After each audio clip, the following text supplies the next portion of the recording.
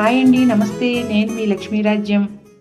ఈరోజు వీడియోలో మా బాపన్న దొర కాలనీలో జరిగిన వనభోజనాల విశేషాలు మీతో షేర్ చేసుకోబోతున్నా. కార్తీక మాసం వచ్చిందంటే చాలు వనభోజనాలకు పెట్టింది పేరు. వనభోజనాల కోసం ఉసిరి చెట్టు ఎక్కడ ఉందా అని ప్రజలు వెతుకుతూ ఉంటారు. ఎందుకంటే కార్తీక మాసంలో శ్రీ మహావిష్ణువు, లక్ష్మీదేవి ఇద్దరు ఉసిరి చెట్టు వద్ద కొలువై ఉంటారన్నది విష్ణు పురాణ కథనం. బంధువులతోనూ స్నేహితులతోనూ జరుపుకునే ఈ వనభోజనాల మధుర స్మృతులు జీవితాంతం గుర్తుండిపోతాయి. ఈ వనభోజనాలు మా కాలనీలో చాలా అట్టహాసంగా జరిపించారు. కాలనీ ప్రెసిడెంట్ చక్రధరుడు గారు, కమిటీ మెంబర్లు అందరూ చాలా చక్కగా నిర్వహించారు. వనభోజనాలు నిర్వహించే రోజుకి వారం రోజుల ముందు నుండే కాలనీలో ఉన్న అందరినీ పేరు పేరున ఆహ్వానించారు. పాంప్లెట్స్ కూడా వేయించారు. భోజనం ఏర్పాట్లు కూడా చాలా బాగా నిర్వహించారు. ప్రతి ఒక్కళ్ళు చాలా తృప్తిగా భోజనం చేసి వెళ్ళారు. ఇంచుమించు 800 మందికి భోజనం ఏర్పాట్లు చేశారు. వనభోజనాలు నిర్వహించే ముందు రోజు నుండే కాలనీలో ఉన్న కమ్యూనిటీ హాల్ను చాలా బాగా డెకరేట్ చేశారు. మా స్నేహితులు కాలనీ వాసులైన జగదీశ్వర్ గారు, లలిత ఈ డెకరేషన్లో చాలా బాగా పార్టిసిపేట్ చేశారు. చూస్తున్నారుగా ఎంత బాగా డెకరేషన్ చేశారో. వనభోజనాలు నిర్వహించే రోజు ఉదయం నుండే కార్తీక దామోదర పూజకు అన్ని ఏర్పాట్లు చేశారు. కాలనీలో ఉన్న దంపతులు కూడా పూజలో పాల్గొన్నారు. పూజ చాలా శాస్త్రోక్తంగా చాలా బాగా చేసుకున్నారు.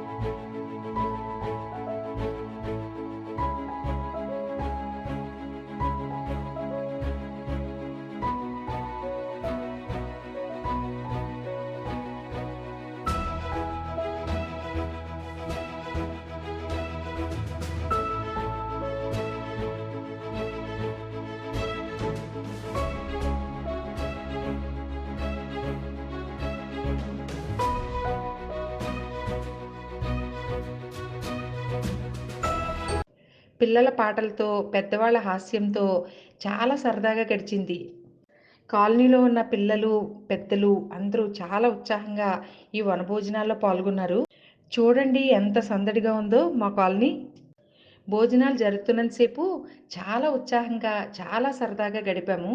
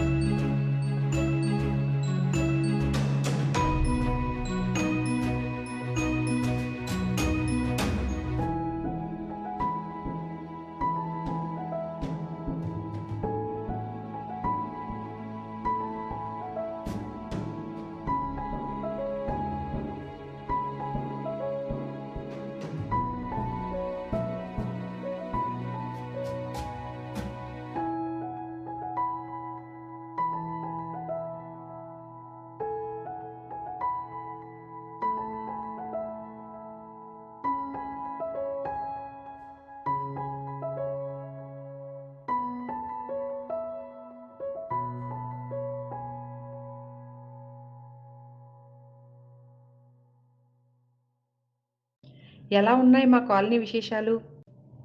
మీకు నచ్చాయా? ఎలా ఉన్నాయో కామెంట్ బాక్స్లో చెప్పండి.